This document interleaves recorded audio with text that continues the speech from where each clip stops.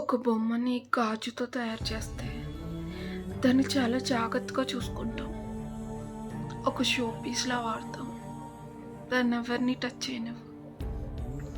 అదే బొమ్మని rubber are ప్లాస్టిక్‌తో తయారు చేస్తే అందరూ దాంతో ఆడుకుంటారు.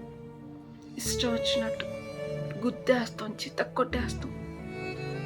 ఎందుకంటే ఆ బొమ్మకి ఏం కాదు కాబట్టి. కదా! లైఫ్‌లో కూడా ఎవరైతే ఒక పని చెప్తే చేస్తారో వాళ్ళకి ఎక్కువ పని చెప్తూ ఉంటారు. ఎవరైతే ఒక మాట అంటే పట్టించుకోకుండా వెళ్ళిపోతారో వాళ్ళనే 10 మాటలు అంటారు.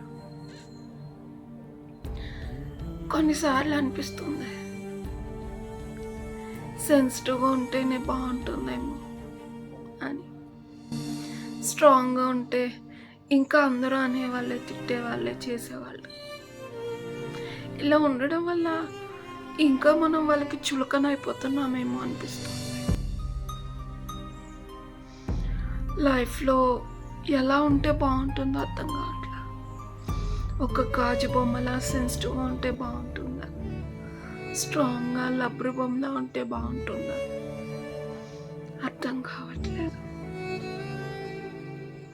నువ్వు ఎప్పుడైనా ఇలాంటి సిట్యుయేషన్ ఫేస్ చేసావా?